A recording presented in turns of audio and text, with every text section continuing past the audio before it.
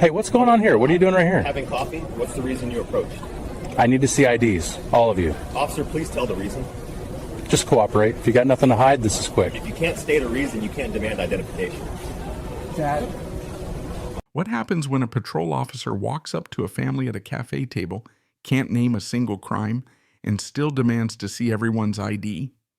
You already know the energy. It's the classic something feels off, so let's make it fit type of stop. But here's what most people don't expect. This isn't just another awkward vibe on camera. This is the kind of interaction where an unlawful stop gets built from thin air right in front of everyone, and the only thing holding it together is whether people know their rights. Real quick, before we dive in, where are you tuning in from? Country? State? City? Drop it in the comments so I know where my people are at. And if you want more stories about folks standing their ground and keeping receipts, don't forget to like and subscribe. All right, let's get into it. It all started on a pretty normal afternoon.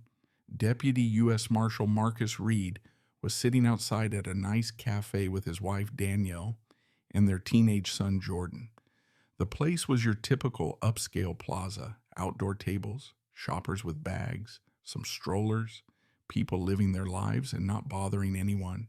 Marcus and his family were just waiting for their drinks, chatting softly, not loud, not suspicious, not drawing a bit of negative attention. Then a patrol officer rolled up, and you could tell right away by his posture that this wasn't a friendly check-in. He wasn't curious. He was already convinced of something, just needed to find a reason. He came over and started throwing out pointless questions. What are you doing here? Where are you headed? Are you local? All of it with zero context, zero mention of any call, no report, and not even a, hey, we're looking for someone. It was just pressure with no cause. Marcus didn't argue. He didn't get emotional. He didn't go into a big speech. He did exactly what trained people do when they recognize authority being abused. He kept it focused. He asked the officer what exactly was being investigated. He asked for the legal basis for the questions. He asked if his family was being detained or if they were free to leave. That's where the officer's vibe shifted. Some cops will answer straight and move on. Not this one. He took Marcus's calm questions as a challenge, not because Marcus was rude, but because Marcus wouldn't just bow to a random vague stop. So the officer switched gears from vague to controlling. Suddenly, he was giving directions, trying to move the family away from their table, at turning a peaceful cafe moment into his own little scene. And then he got to what he wanted from the start, ID from everyone. But Marcus didn't resist to be difficult. He stayed cool, hands visible, seated, not crowding the officer, not escalating.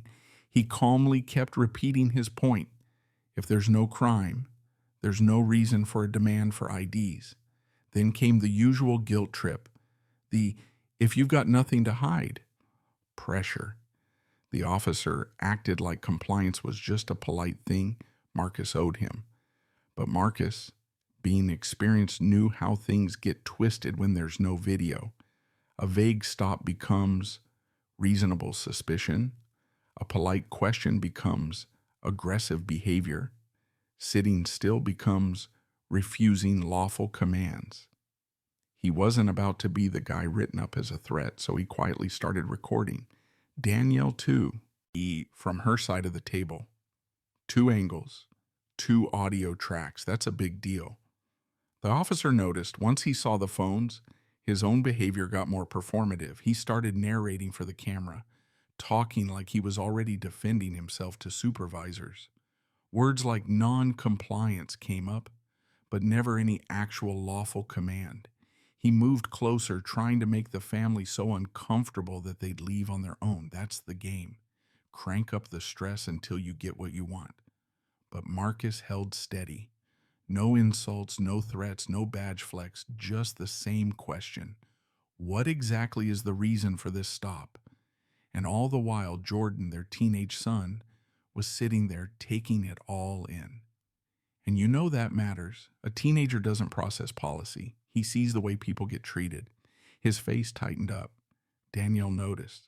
As kept a calm hand on his arm. No drama, just quiet support. The people at nearby tables started to notice too. At first, the usual "don't get involved" glances. But then they saw what was really going on. A family sitting quietly, an officer hovering for no reason, phones out. A stroller mom slowed down, holding her own phone up and recording from a distance. A guy in a suit stopped to watch. A cafe worker peered out and then went inside, probably to check security footage. The officer saw the attention shift. That's when he pushed harder, repeating the ID demand, trying to flip the script so Marcus's calmness was suddenly the problem. He tried to make it about attitude, not legality. But Marcus stayed disciplined. No sudden moves, no raised voice, no stepping toward the officer. Just the same. A simple question. Are we free to stay or free to leave? The officer never answered directly, not by accident. If he says you're free to go, the stop is over.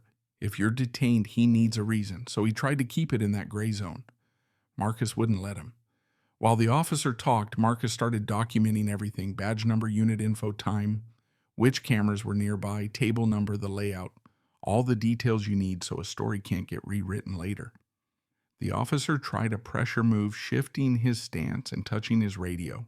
Not an emergency, just a flex, letting the family know he could escalate. Marcus didn't flinch. He didn't react at all. He stayed laser focused on the evidence trail, not some public argument. Right as the officer started calling for backup, Marcus had already set the trap. Multiple recordings, multiple witnesses, fixed cameras overhead, and a growing crowd. The officer called it in, framing it for dispatch like he had a situation, but still never naming a crime. That's how these things get stretched. An officer starts with a feeling, then tries to find a reason when other units arrive. Two things happened at once. The crowd tightened, with more phones up, more people watching, and the officer started performing even more, talking louder, using official-sounding language, trying to make the family's calm questions the issue, scanning for any detail to justify his stop. There was nothing there. Danielle kept filming. Jordan stayed quiet, looking more insulted than scared. Backup arrived fast. One car, then another, then a supervisor, Sergeant Laia Moreno. Yet she came in with a whole different energy, not friendly, not hostile, just tired. Like someone who'd seen this scene 100 times and hated paperwork more than public embarrassment. She asked the patrol officer what he had. He tried to sell her the story. Suspicious behavior, plaza issues, all that vague stuff. Moreno pressed, "What crime are you investigating? Did anyone call?" She looked around, clearly trying to figure out if this was public safety or an officer's ego. He kept dodging. So Marcus kept doing what works. He asked Moreno directly if this was a detention, what legal basis supported it, whether they were free to stay and finish their coffee or leave. Moreno tried to wrap it up quietly, nudging for cooperation, but not calling it a detention. That's a classic move, compliance without the paperwork. Marcus didn't take the bait. On camera with witnesses, he made it clear, either we're being detained for a stated reason or you step back. And right then the patrol officer slipped. He dropped the pretense about safety and started talking about fit. He looked at the plaza, then at the family, and described the kind of people who usually sit here. Didn't say the word race, but he didn't have to. Everyone heard it. The faces in the crowd changed. The stroller mom didn't put her phone down. The guy in a suit started narrating for his own camera. Moreno caught it too. She didn't want that on the record, not in public, not on video. She pulled the officer aside, asked again for the actual reason. Something clear, something she could defend later. He still had nothing. Now he looked frustrated. Yeah, because his little power move had an audience and the crowd wasn't on his side. He tried once more, demanding ideas if repetition made it lawful. Marcus didn't waver, kept his voice calm and words short, no accusations, no insults. He made Moreno answer the only question that mattered. Are we free to leave? And Moreno, doing what supervisors do when the legal ground falls away and the video's running, shut it down. She told the officer to end it. She told The family, they weren't being detained. She tried to smooth it over, but she didn't ask Marcus for anything else. That told you all you needed to know. The stop didn't stand up. Marcus didn't gloat. He didn't make a scene. He waited a beat, made sure it was all on video, then asked for names and badge numbers while everyone was still there. Moreno gave hers. The other officers did too. The patrol officer hesitated but finally complied. Marcus made sure the cameras caught everything. He didn't argue about whether security footage existed. He treated it like a fact, looking at the poles, the entrances, mapping it all out. Danielle stayed calm, didn't need to say much. Her phone did the talking. Jordan didn't say anything either, but he saw his dad hold the line without letting things get out of hand. That lesson stuck more than any lecture. The family stood up calmly. No rush, no apology, no, see, we belong here. They just left. And the patrol officer had to stand there in front of his supervisor in a half circle of witnesses with no crime, no call, no legal reason, and a bunch of cameras recording the whole thing. But honestly, that's just where the story really started. Yeah, Marcus didn't go home to cool off. He went home to lock the record down. He knew how stories get rewritten. First the report, then the language, then the little details that make the stop sound justified. He wasn't letting paperwork beat the video. He immediately backed up both recordings, his and Danielle's hit, kept the original safe, stored copies in more than one place. He wrote out a minute-by-minute timeline, where the officer stood, when backup arrived, when the supervisor showed up, what cameras were visible, what was demanded, what wasn't explained. Then he went after the fixed footage, the cafe's cameras, the plaza's cameras. Those systems overwrite regularly, so he moved fast. He contacted the cafe manager, asked for preservation, found out what angles covered their table. He called Plaza Security, gave them the exact time, table, officer position, direction of arrival. They logged and preserved the footage. Then came bystander video. The stroller mom had a clear angle. The suited guy got the crowd's reaction and the officer's posture. Marcus didn't argue in the comments. He reached out privately, got the raw files, no compression. Now he had multiple sources, 2 family recordings, 2 bystander recordings, cafe video, plaza video, pending. Then he filed his complaint. Not a rant, not a speech, just a clear, structured report. Officer approached a family in a public space, couldn't name a crime, demanded IDs, treated basic clarifying questions as disrespect, escalated when recording started, tried to keep the encounter in a legal gray zone. He requested the stuff police departments hate producing, dispatch logs, any calls for service, body cam video. As supervisor notes, unit arrival times. Internal Affairs responded quickly, not because they had a sudden change of heart, but because this situation was risky. Multiple recordings, a busy plaza, a teenager, unrelated witnesses, and Marcus wasn't just any citizen. He had a professional's mindset, a clear evidence trail. The department issued a preservation order locking down all related footage and records. The officer was pulled off patrol pending review. When the fixed footage finally landed, it hit different than phone video. Static cameras show space, distance, timing, movement. They revealed who closed space, who hovered, who tried to reposition people, how long the officer hung around with no clear reason, how the crowd responded, how the supervisor tried to end it quietly. That's when the officer's story fell apart. His report said he responded to concerns, but dispatch logs showed no call, no business complaint, no matching description, nothing. Internal Affairs didn't stop there. They pulled his stop history for that district.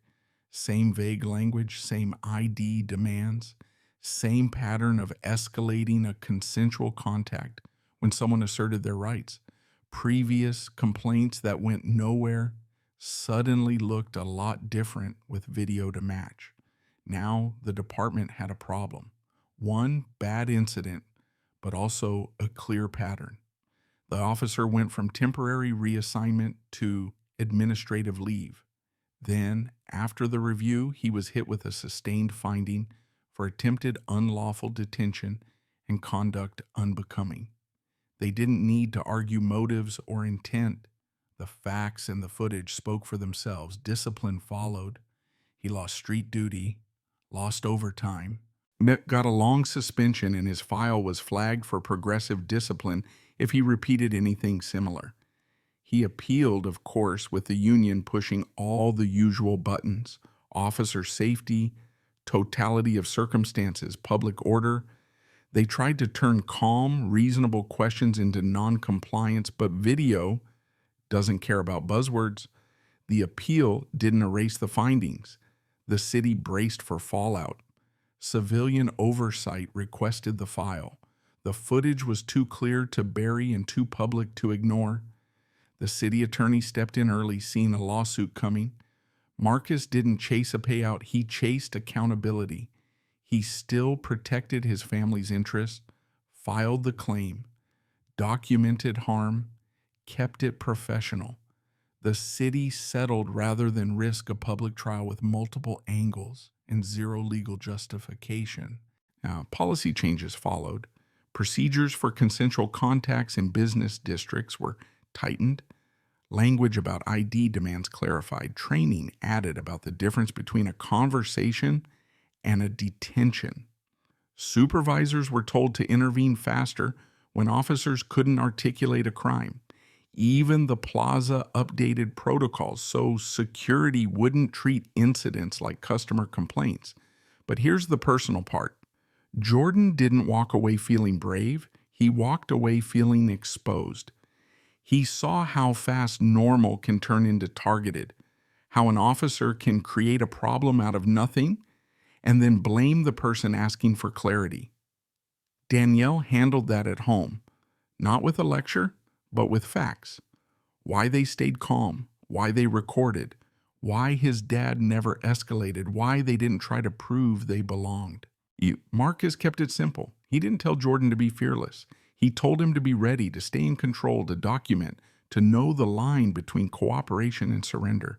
Months later, nothing at the plaza seemed different. Stores sold the same stuff. People walked around with their coffee in bags like nothing ever happened. But that day stayed with the family because it taught one lesson. Your rights don't protect you if you let someone talk you out of them. Calm questions matter. Recording matters. Third-party video matters.